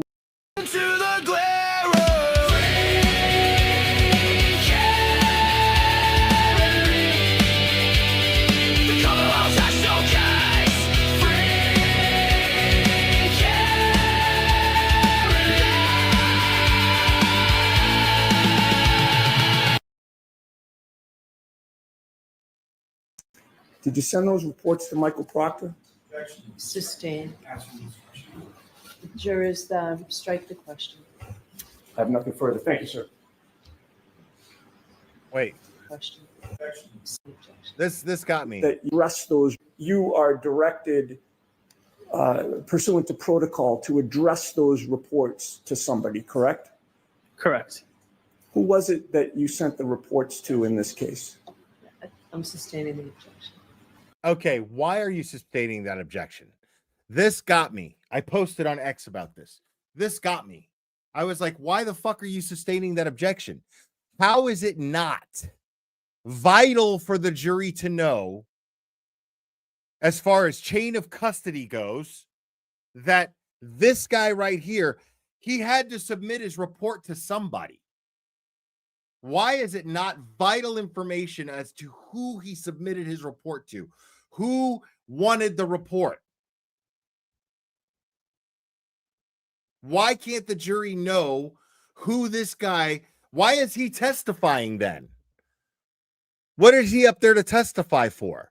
Because if he didn't answer to anybody, then he just fucking did this shit willy-nilly on his own for his own fucking shits and giggles. That's what happened here. Homeboy just does this shit for fun at the Massachusetts State Police Crime Lab. Okay. You know how much money it costs to do DNA testing? A lot. A lot. So this guy, the jury can't know in a court of law, in a murder trial, who this guy submitted his official findings to, who he turned them into, who became in charge of that information once he was done with it. That's not something that the jury. That's what I'm saying, Microdots. That's what I'm saying, dude. Like, what is the purpose? What is the reason for that?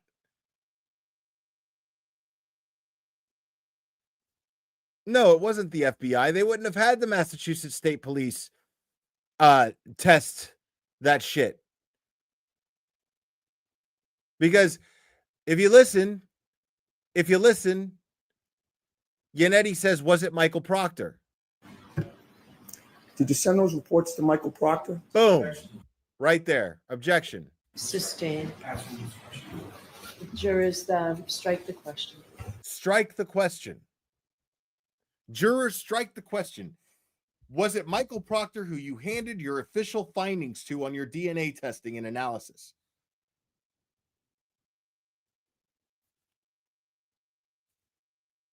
It's a simple question. It's a perfectly valid question. After all, Michael Proctor was the lead fucking investigator in that entire case. Why can't the jury know this?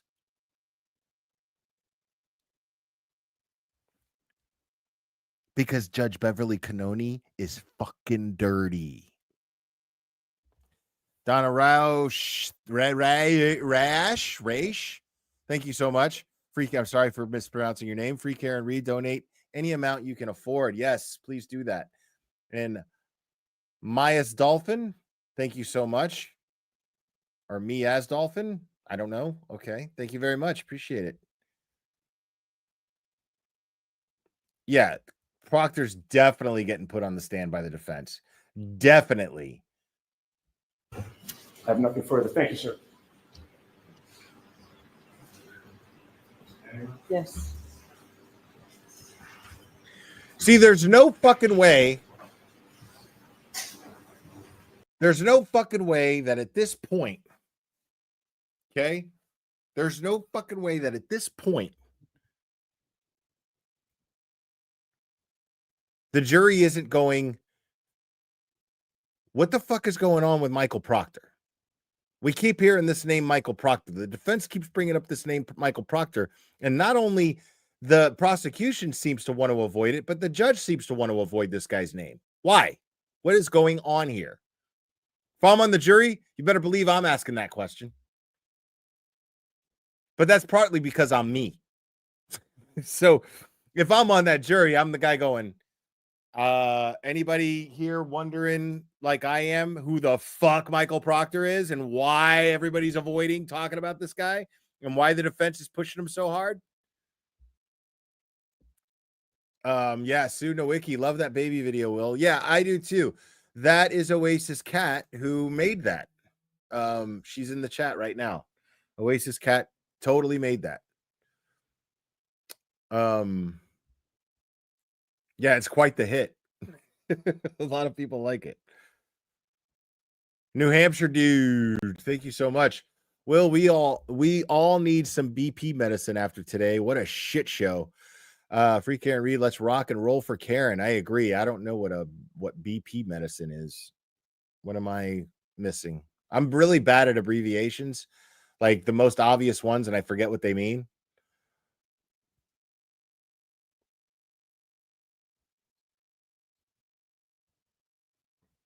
Oh, blood pressure medication. Thank you. Gotcha. You guys are awesome. See, this is why I love you guys.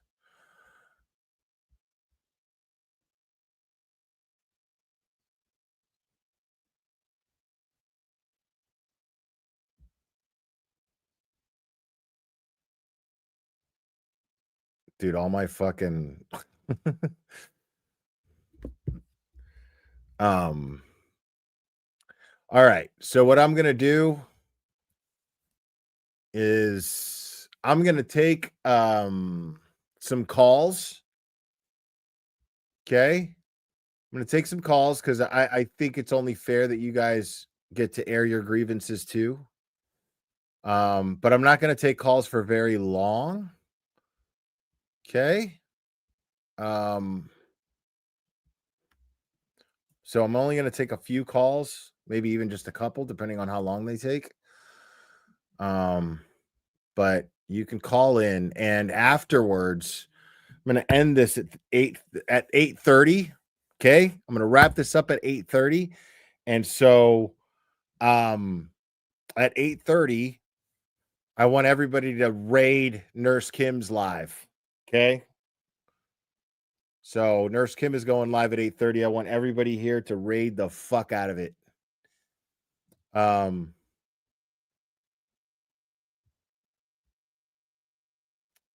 go ahead and call in.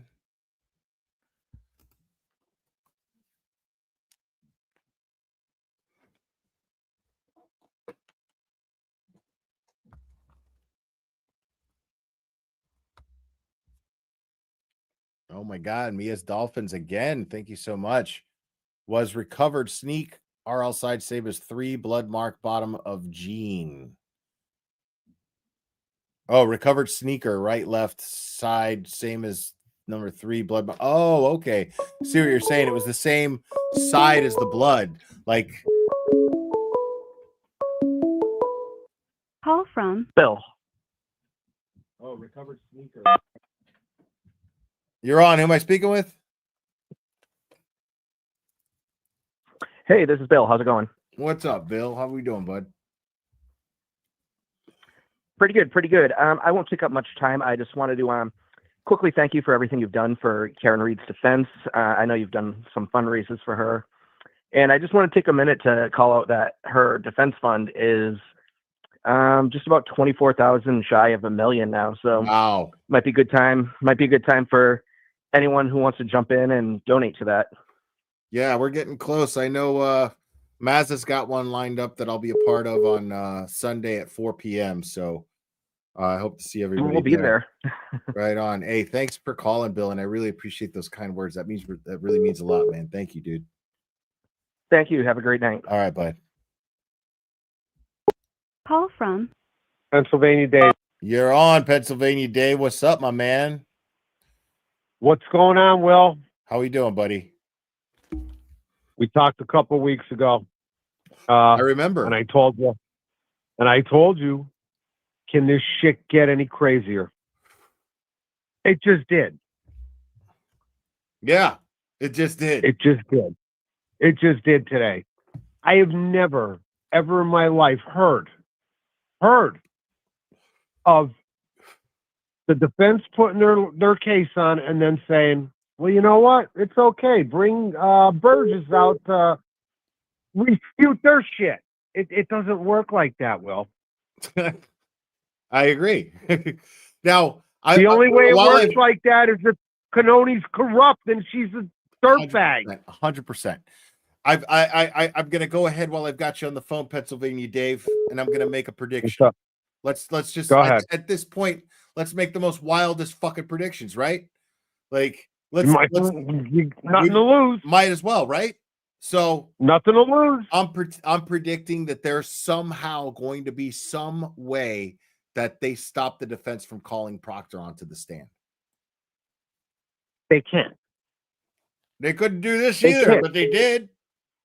Well, you know what? This is Judge Canoni's courtroom. Right. She can do whatever the fuck she wants. I mean, we are beyond. And you want to know why? Because we're witnessing it. Right. And we are beyond naive if we don't acknowledge it. Like that is what she's been doing. Whatever the fuck she wants. Whatever she wants, right or wrong. Whatever she wants, right or wrong. And she knows she's wrong. She does. She knows it. She knows the law. Betterow. She teaches the law to the jury snapped out last night. I'll tell you what, if Betterow was on that team, which she fucked him too, if he was on that team, I guarantee he would have been the one up telling her she's a corrupt son of a bitch because he's sick of her shit. Yeah. I love Mark. He's sick of her shit. But you know what? It ultimately comes down to her. I heard Melanie say today that they should appeal this to the SJC. It'd be worth the money to do that. I mean, I don't know if they could appeal that, can they? I mean, obviously they could. If Melanie said they could, she's a lawyer. She would know. She would know. She would know. Right. This is getting crazier every day. And you know what? You really think the way this trial's going right now, it's a big deal if they push that timeline up 20 or 30 seconds? Yeah, and they wouldn't allow Easter to testify as right. Rockshaw just pointed out. Thank you, Rockshaw. Right. I mean, but what the fuck, dude? What the wild, fuck is bro. right? This is I've never seen shit like this in my life. Just when you thought, I mean, I don't think Brennan has proved one fucking thing yet. He hasn't proved one thing yet. But like Alessi said, he said, I didn't cross-examine Garino because of this. Yeah. He said, I didn't cross-examine Garino, who says that Karen's phone hooked up to John's Wi-Fi at 11:36. So even if it's 12:32 and 9 seconds, she can't be back on his Wi-Fi in 4 minutes. Right. She can't. It's physically impossible. Right. Go get a car and drive that in 4 minutes. I want to see somebody on the jury do that. Right. Do it. And then, I forgot, none of the cameras were working when she was going home. So Scotty must have beamed her over there. Right. Yeah. What happened to the library footage? The library footage would determine how fast she was going. Right. Gone. Where's the footage on the corner at the gas station that Proctor was supposed to get that he never got? Right. I mean, they told him about it too. Proctor, go over there. There's a gas station on that corner. You can get that footage. Never did it. Yeah. And I'm still pissed off about the shoes, Will. When they put those shoes side by side, one shoe was yellow on the bottom and one was fucking white. See, how do they wear unevenly like that? All right, Pennsylvania Day. Oh, you're talking about the wear, right? No, when you look at the bottoms, one was brand new white and one was fucking yellow like he wore it every day. I mean, I don't know. That was not a lighting problem, Will. That was not a lighting problem. I'd have to look into that. I got to be careful because you might be trying to don't fuck up my fucking shoe theory and make it fucking hyperbole, bro. Okay? That's a black sole. That's a black sole on that shoe. It's a black sole. I know it's a black sole. Now, I'm sorry I get so excited, but this is fucking ridiculous, brother. To play devil's advocate with the white shoes, one being worn and one not being so worn. I mean, at some point, maybe John had a hurt leg, and I don't know. I'm reaching, but it's possible. It's possible that one Yeah, gets worn you're down. going to have to reach a lot further than that because I one don't soul know. is yellow and one is brand new. Okay, man. I have to take. Want to know what? But I'm not going into that bullshit. tonight. I'm not getting into that tonight. But I'll take a look. I'll take a look. You look at it. They put them up on the screen. One was yellow, one was white. Where'd that come from? Check it out. I will. Check it out. Will, great talking to you. I love you, man. You too, Pennsylvania Dave. Appreciate you, buddy. I'll see you later, brother. All right. Bye-bye. Call from You're on. Who am I speaking with? Hi, it's Donna. Hi, Donna. How are you doing tonight? I'm doing great. How are you? I'm good. A little pissed off about today, Yeah. as we all are. And it's really difficult for people in Massachusetts Yeah. to go day by day and know that this shit is still continuing. And Yeah. I'm like, what's it going to take? What is it going to take? I don't know, man. Because we've all had enough. Right. More than enough. Right. And it's our First Amendment rights. And of all places, Massachusetts. Like, what are they trying? Are they trying to get the people to fucking riot? Now, I don't condone that happening.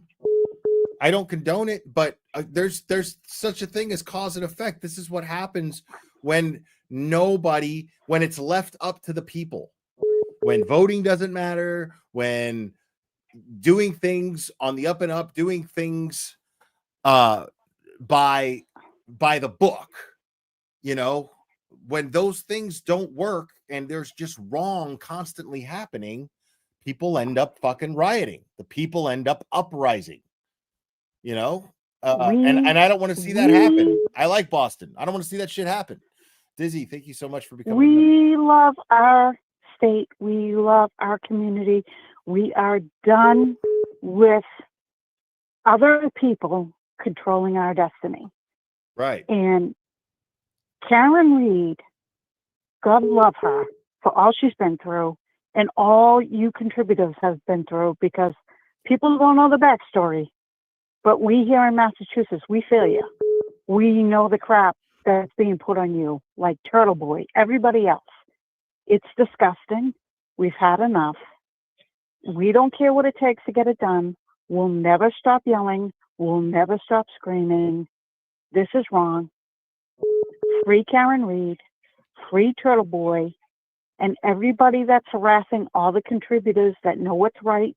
We have had enough, and we will not screaming till justice is done. Yeah, agreed. Jen, thank you for being a member for 8 months. Appreciate it.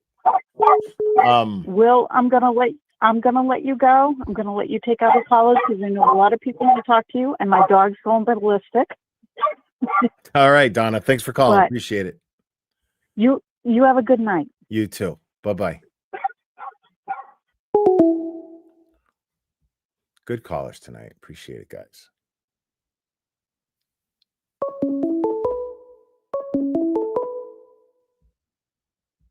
Call from. You're on. Who am I speaking with? Not that Dina. Not that Dina. What's up, not that Dina? Listen, Busta. So your new theory is that I don't have a new theory, bro. Phil from Pennsylvania is that John gimped his way to a dirty shoe and a clean shoe. What the fuck are you talking I'm about? disappointed. First of all, it's Dave from Pennsylvania. Dave, get it right. All right. Second of all, not that Dina. All right. Pennsylvania Dave gave a theory. He just offered an observation, not even a theory, just an observation. I'm going to look into that observation. Okay. So you just need to calm your shit. Yeah, you're the one that blew it. No, you're the one that, listen, I'm calming my tits, but you're the one that blew into maybe he had a limp. dude, I've had a limp. I got a bad knee. No, And, you know, both my fucking shoes are not just even as a dirty as theory. the other. It was speculation. It wasn't even theory. It was speculation. That's all. Where are the kids? I even said it was a reach. Where are the kids? We haven't seen the kids. Oh, Clubber's upstairs with Drago. Drago's always upstairs, but Clubber's upstairs today too. Well, I hope that you come home soon. I know that's your home, but you know, when you're here, we feel like you're home. Soon. It'll be soon. Cool. Yeah, it wasn't Cool. today. You as have a everybody great thought. night. Just because I don't go live doesn't mean I'm on a plane to Boston. Fucking weirdo. No, everybody thought that. Everybody thought that. We shit. know It was what that like, means. Like, no, bro, you don't know what that means. There's an infinite amount of reasons why I chose not to fucking go live, and you guys could just fucking yeah, figure well, it out. you know, we've decided that you don't have a life beyond us, so Right. we're a little I really too don't. dedicated. I really don't most of it, but Well, your friends and family want you here. When you can get here, come here. When you can get the animals set up and they're safe and comfortable, just come home because we love you. yeah, I'll be there soon. It'll be soon. All right. Me and Annie are gonna fucking rock that shit.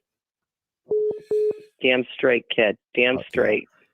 You have a good night. All right. Have a good one. Not that, Dana. Bye. Call from Gina. You're on. Who am I speaking with?